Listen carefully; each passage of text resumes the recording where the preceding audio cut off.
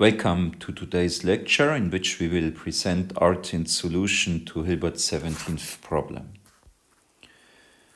So we are in our lecture notes, and we will treat section 2.5, Artin's solution to Hilbert's 17th problem. So last time we learned to know a polynomial.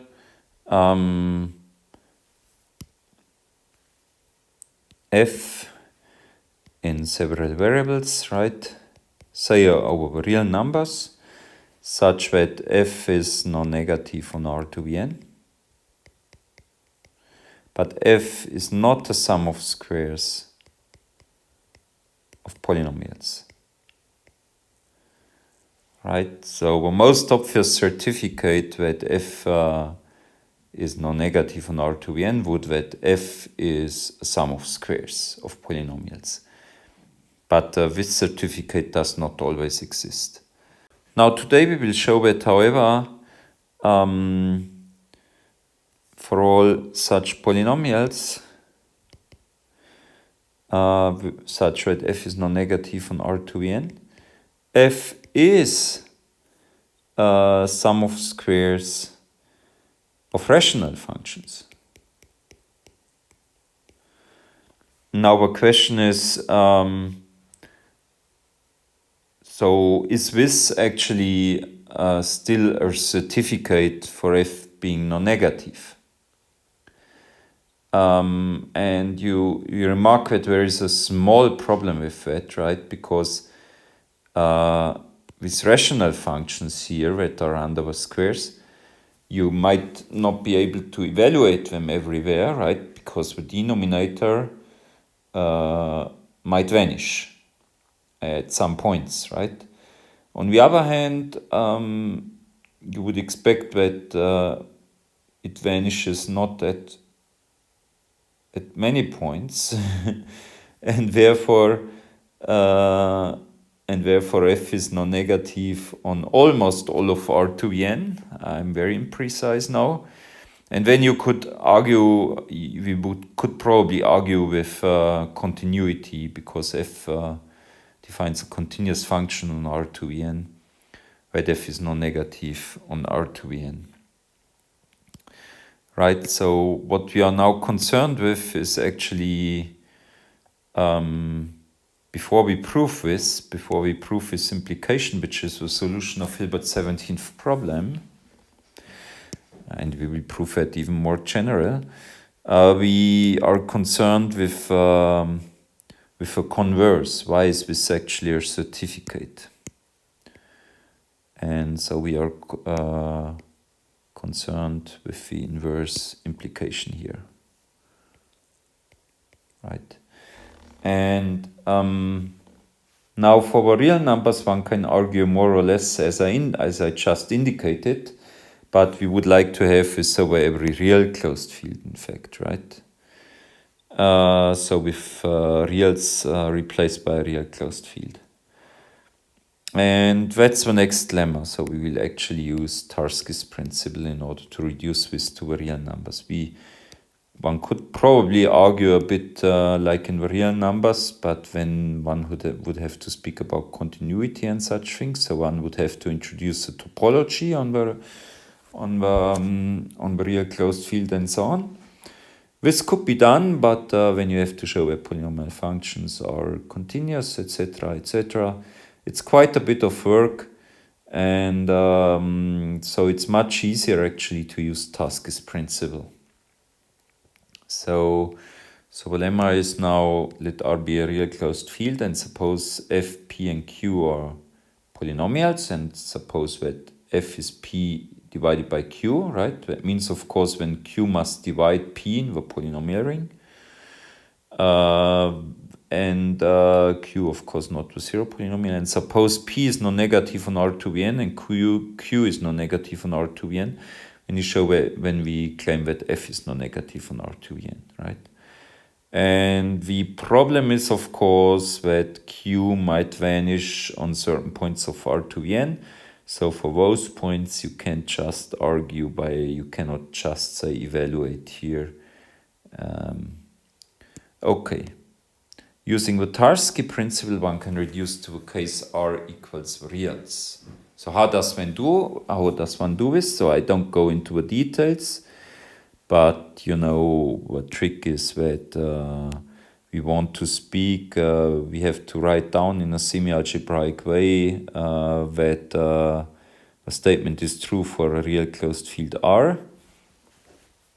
And this we will do for each, well, in some way we have to speak about polynomials, but that's not so easy because if we want to write down something semi-algebraically, we can of course use quantifiers, but we cannot directly use quantifiers over polynomials, right? We are allowed only to quantify over the elements of a real closed field. And right, and we can use only finitely many quantifiers. And when the quantifier elimination, the real quantifier elimination helps us. Okay, but since I don't know the degree of these polynomials f, p, and q in advance, I would have to restrict the degree. And so that's the trick. I assume that the degree of f, p, and q is upper bounded by some fixed positive integer d, and I transfer for each fixed degree bound d, I transfer the corresponding statement from the real numbers to a real closed field, right? And yeah, so actually, you know, you look more or less at this for all d in n, and for all now maybe okay, it's a universal quantifier, that's completely okay, but just to indicate that I treat it a bit differently, maybe I write it in words, right? For all, because for all d in n and for all real closed fields R, we have it, and now I have to speak about the coefficients of f, right? So for all families A alpha with value of alpha is at most d. So alpha is a tuple of non-negative integers, an n tuple. A family in R, right? I write this in such a way, of course. So I could express this by finitely many quantifiers, right? And depending how much, that depends on d, of course, but it depends only on d. And then for all b alphas, that should be the coefficients of p.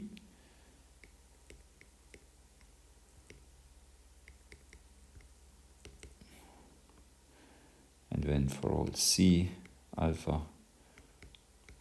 that should be the coefficients of q, right? So maybe I should, you know, that's that would be for f,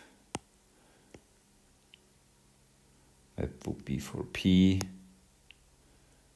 and that would be for q, right? And then I have to say, you know, yeah, that q is not zero, right? So I say, you know, I make a big OR, so a 0, 0, 0 is not zero. Oh, sorry, that was okay. The coefficients, I want to say q is not zero, so I need the b alphas. So b 0, 0, 0, not 0, or, you know, b1 0, 0, 0, 0, not 0, and so on, or blah, blah, blah, blah, blah. Very long list, right?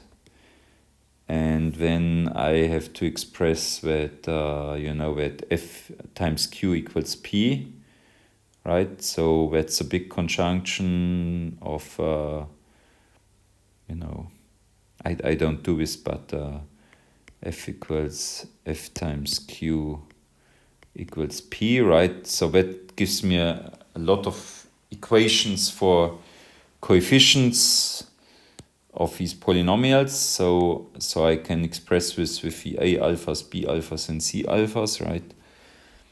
And then, you know, for example, saying that that the constant coefficient C0 equals no, so sorry. Yes. No, the constant coefficient of P, that would be B0, is the product of the constant coefficients of F and Q, so, right? But there are lots of other things, right? It's a bit, that's the easiest equation, right? And then I can write something like for all x1 in R up to for all xn in R. And then, so f, so sum overall tuples with value of alpha is at most d a alpha x1 to the alpha 1 to xn to the alpha n is non-negative, right? So that expresses that p is non-negative on R to the n, right? And then I can express in the same way that q is non-negative on R to the n. I would have to encode this, I don't do it now. And then if all this is okay, then it follows that f is non-negative on R to the n. Okay. And then you see with quantifier elimination that you see that for each fixed d, right, for each fixed positive integer d, the class, the zero-ary semi-algebraic class of real closed fields R, where this holds. This is, you see, with applying a lot of times quantifier elimination, you see that this is semi-algebraic. And then you know that, that it contains, that this zero-ary semi-algebraic class contains the real numbers and therefore contains each real closed field. Okay. So one can reduce this to the case R equals the real numbers. And you know, this is really the trivial direction. This is not Hilbert's, not the solution to Hilbert's 17th problem. It's just the question if it will just serve us for showing that the certificate whose existence we prove is actually a certificate. Okay, so now for the real numbers, I argue as follows. So I look at the subset of points where f is negative, and this is a subset of a set of points where q is 0, obviously, right? Because on those points where q is not 0, q is positive, right? And then and p is non-negative, right? So and from this I get when that f is non-negative. So therefore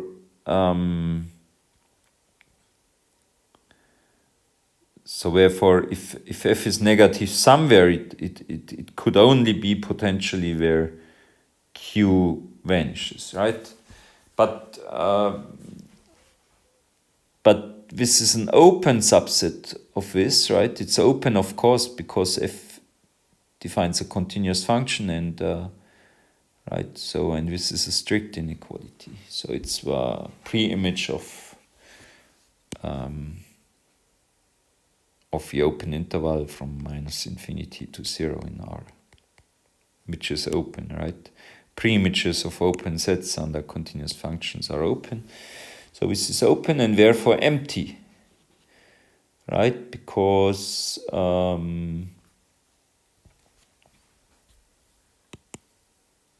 since otherwise, if a set where Q vanishes contained a non-empty open set, and Q would be the zero polynomial by 2.2.3, right?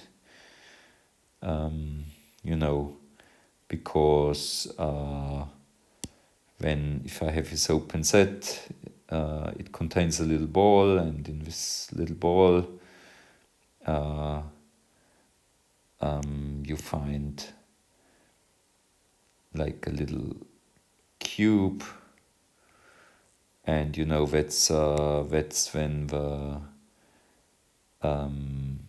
Cartesian product of such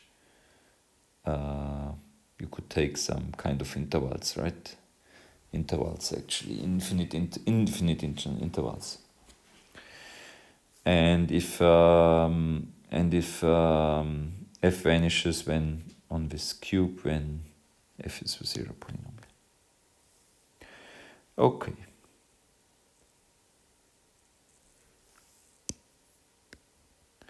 So in the year 1900, Hilbert presented his famous list of 23 seminal problems at the International Congress of Mathematicians in Paris. In 1927, Artin gave a positive solution to the 17th of these problems.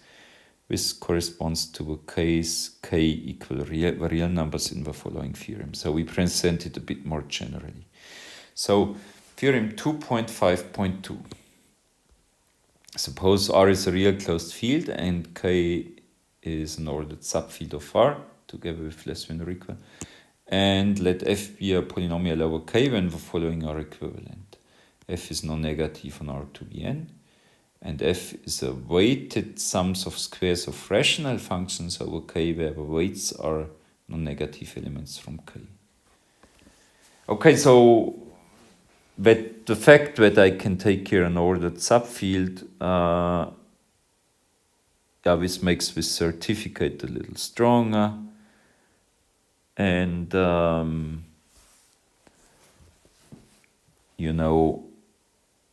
of course, this is contained in sums of squares of rational functions over R. Right, because every non-negative element from K over R is a square, because R is really closed. So this makes just the certificate a little bit stronger in this special case where F has coefficients over K. So.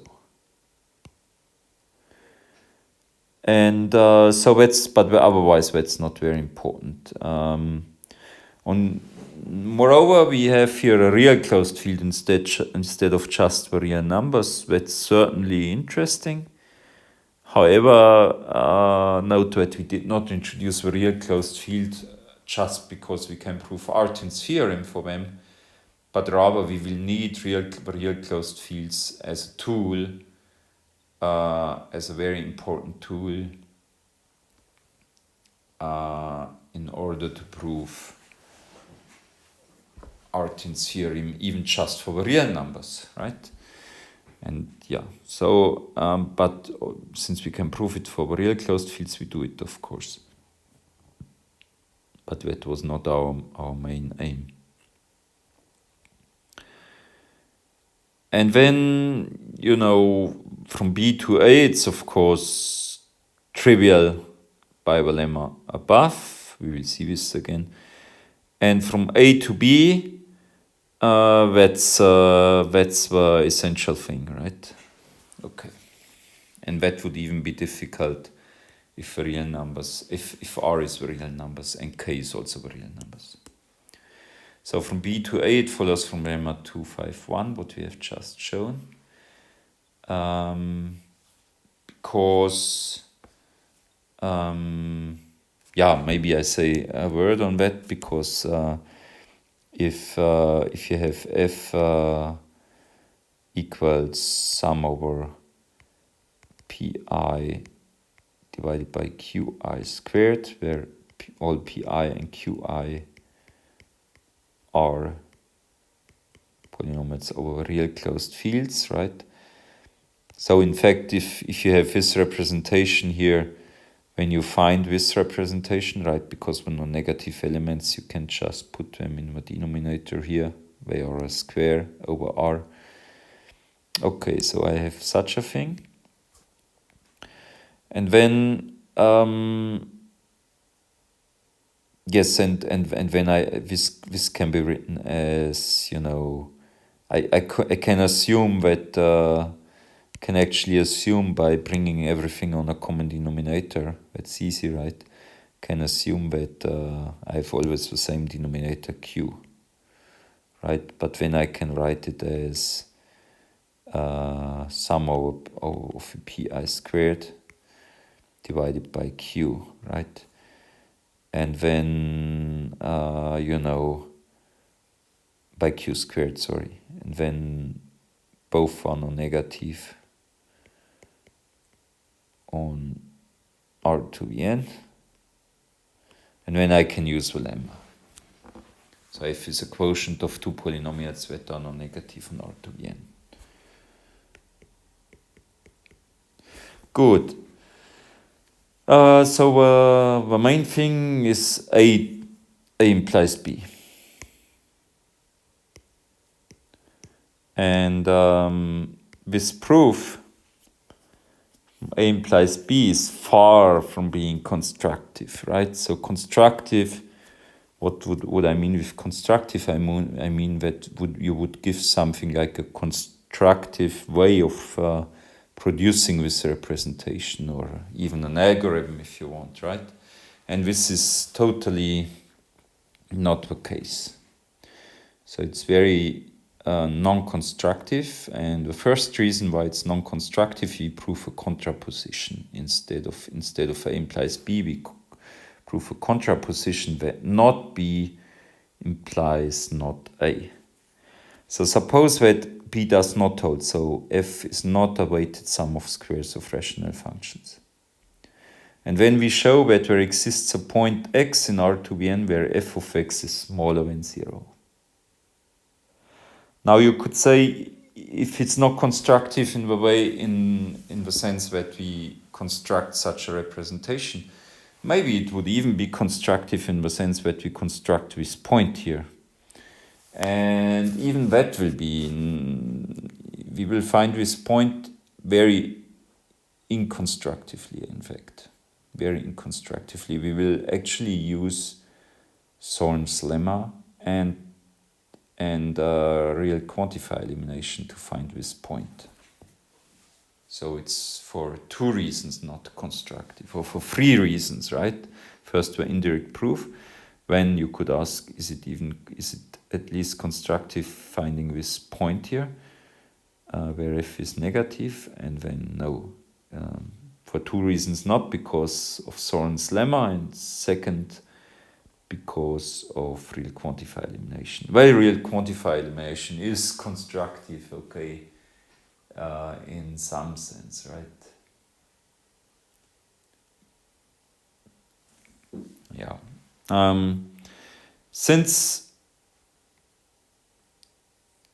So now assume f is not in here, but what is this? This is actually a proper preorder. This is a proper preorder of my field of rational functions, right? So remember what was a preorder, 1 to 1, 1 to 5. So maybe it was some time ago. So that was a preorder, right? Contains the squares. Yeah, and it does, right? And is closed under addition, that's also true, and is closed under multiplication, also easy to see, right? And when proper meant that -1 is not in it, so why do we know this? Well, we have seen that for preorders in a field, that's equivalent to being not the whole field, right? If 1/2, if 2 is invertible. Okay, and so here we have a preorder that is not the whole field because f does not lie in it. So it's a proper preorder and there is an order extending it. And even in such a way that f is not in P, because you know the preorder, every preorder is on a field is the intersection over all orders lying above it, right? And yeah, so by 1 to 10,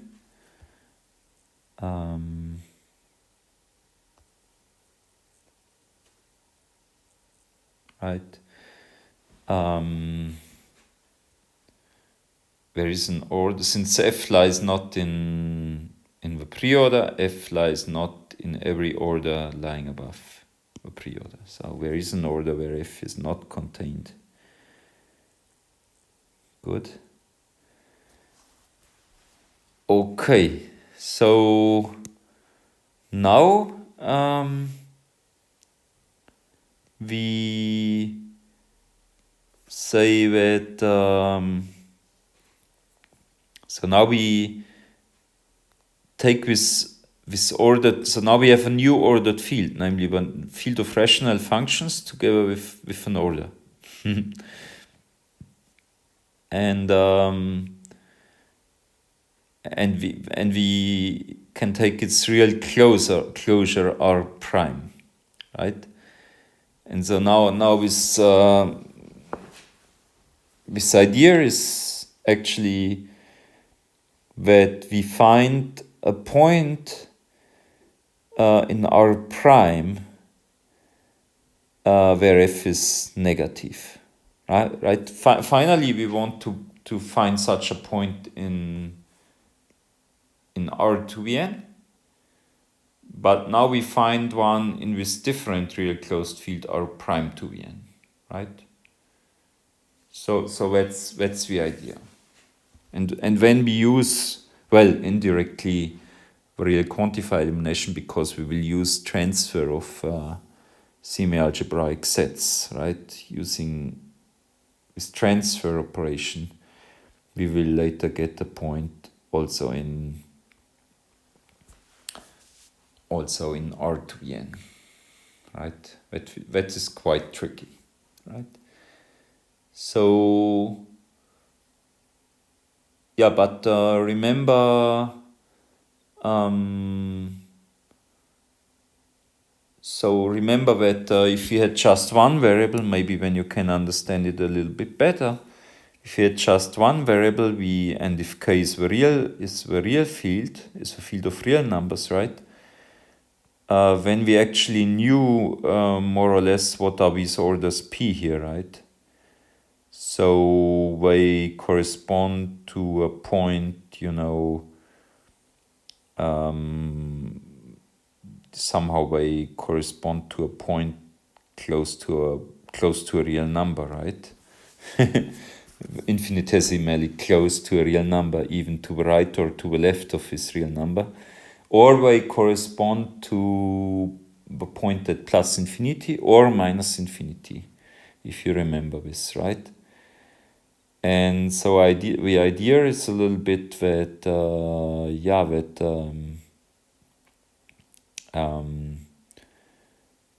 that when you also find a corresponding real number, right? In that case, right? If case is the field of real numbers.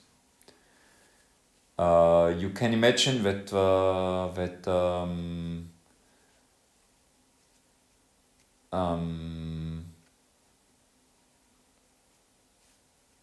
yes, so you can imagine that if f is negative infinitesimally close to some real number, that then it must also be negative on some real number close to that real number. At infinity and at minus infinity, it seems like that's also working somehow, right? So if it's, well, I don't want to confuse you too much, but you know, I think if we have just one variable and k is the field of real numbers, you could actually use our classification of orders on k adjoint with variable, right?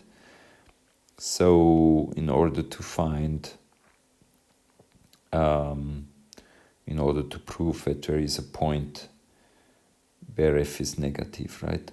But one variable case is not very interesting, right? Because in one variable we have actually, well, at least if k is r, one variable case is completely resolved. If k is not r, actually it will be interesting, right?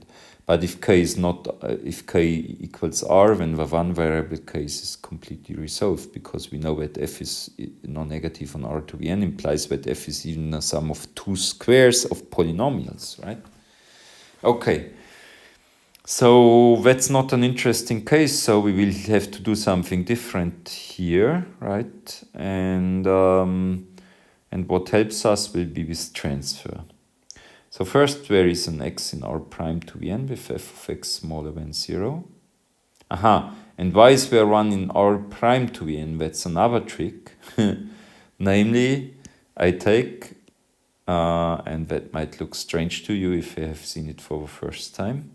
People have it certainly already seen, maybe in the algebraic geometry course, in the introductory algebraic geometry course. When you prove Hilbert's Nullstellensatz, you do similar tricks. And that's again this trick, so that the variables themselves, because they are now elements in this field, right?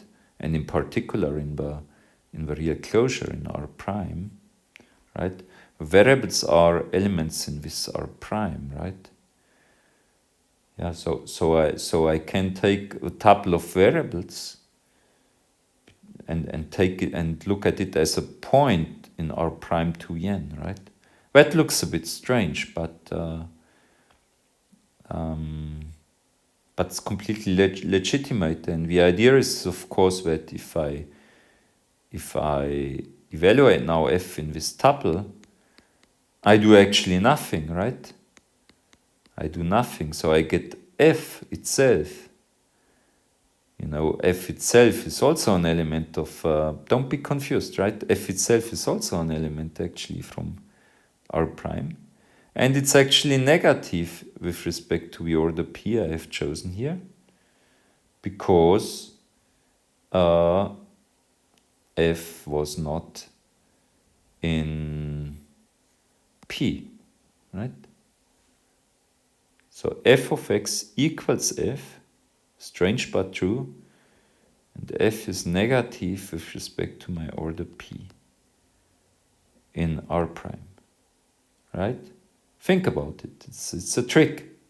It's a nice trick. And due to non-negative elements from k are contained in p, right? And this is contained in the squares in R primes. So elements from p are a square in R prime because R prime is really closed. So we see that k less than or equal is an ordered subfield of R prime. So I have now a situation that I have two real closed fields containing the same ordered field, k less than or equal. Right, so k less than or equal is an ordered subfield of both R and R prime, right? And so I can look at k semi-algebraic sets here and here. So a k semi-algebraic set of all x's in R prime to n, such that f of x is smaller than 0, is non-empty, right? So, I mean, maybe I should have called this, because x is already used, but in some sense I do not even use x anymore, right? I just need the existence of such an x, so maybe I don't even fix it. And so I look here at the set of all x in R prime to the n where f of x is negative. This is non-empty. That was my trick. And so its transfer to R,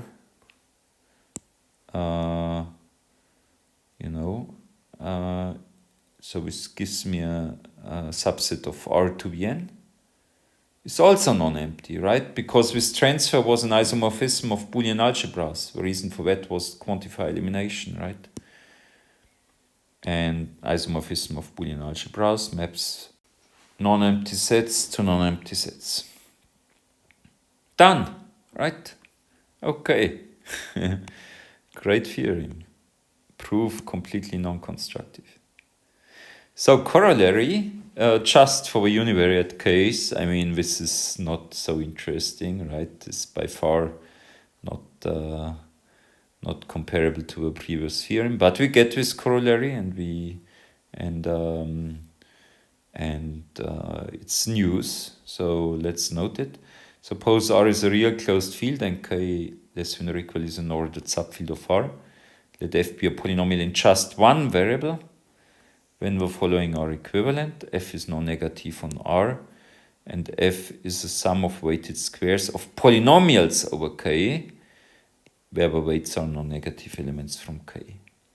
So how does this now follow? B to A is trivial, and A to B, well, I apply theorem of Artin in the one variable case, so I get here rational functions, weighted sums of rational functions, and then I can eliminate the denominators with this very, very tricky things, very tricky ideas of Kessel's. That was 212.